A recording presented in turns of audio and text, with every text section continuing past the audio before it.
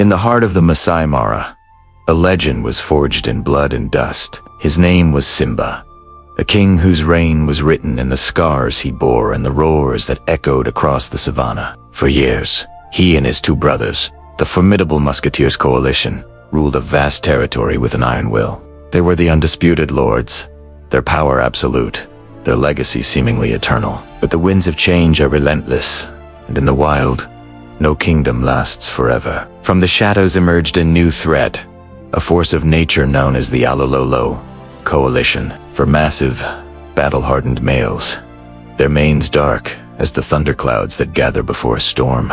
They were younger, stronger, and driven by a primal ambition to conquer. They swept through the Mara like a wildfire, their eyes set on the ultimate prize, Simba's throne. The clash was inevitable, a brutal reckoning that would decide the fate of the pride. One by one, Simba's brothers fell. The first was ambushed, overwhelmed by the sheer number and ferocity of the Alulo males. The second fought valiantly, a desperate defense of their shared legacy. But he too was no match for the rising tide. Suddenly, Simba was alone, the last of the musketeers, an aging king stripped of his allies, his kingdom crumbling around him. The Mara held its breath, would to flee. Would he surrender the lands he had fought so hard to protect? Simba didn't either.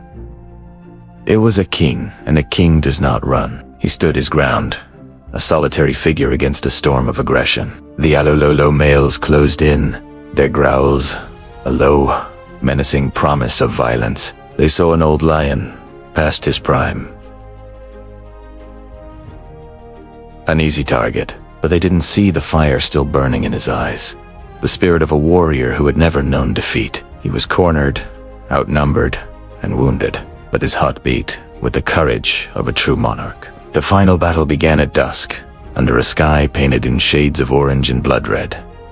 It wasn't a fight for territory anymore. It was a fight for honor. Simba roared, a sound that carried not just a challenge, but the weight of his entire reign. He charged, a golden blur of fury, crashing into the dark-maned invaders. Claws flashed and teeth sank into flesh. The dust kicked up by their struggle created a chaotic veil. But the sounds of the conflict were unmistakable, the roars of rage, the snarls of pain.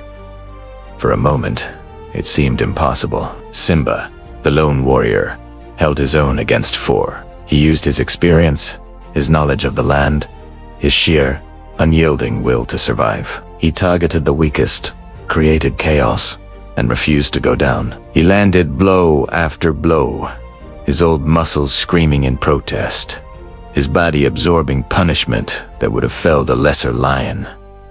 He was not just fighting, he was making a statement. This was his land, and it would be taken only over his dead body. But the numbers game is a cruel one. The Alulolo males were relentless. As Simba fought one, another would attack from the side. A third would lunge for his hind legs, trying to bring the mighty king to the ground.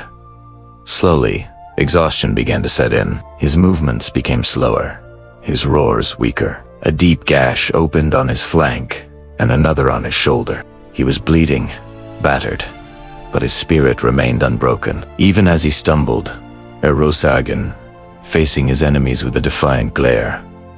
The battle raged for what felt like an eternity. The sun dipped below the horizon, plunging the savannah into darkness.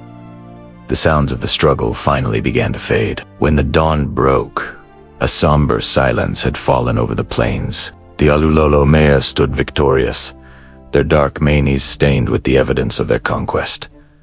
They had won the kingdom, but where was Simba? He was gone. He had not fallen in the heart of his territory. In the final moments, summoning the last ounce of his strength, the old king had managed to slip away into the dense thicket. He didn't run to save his life in cowardice. He retreated to die with dignity, alone, on his own terms. He would not give his enemies the satisfaction of seeing him fall. Simba, the last musketeer, was never seen again. His body was never found. He vanished like a ghost into the wilderness he had once commanded.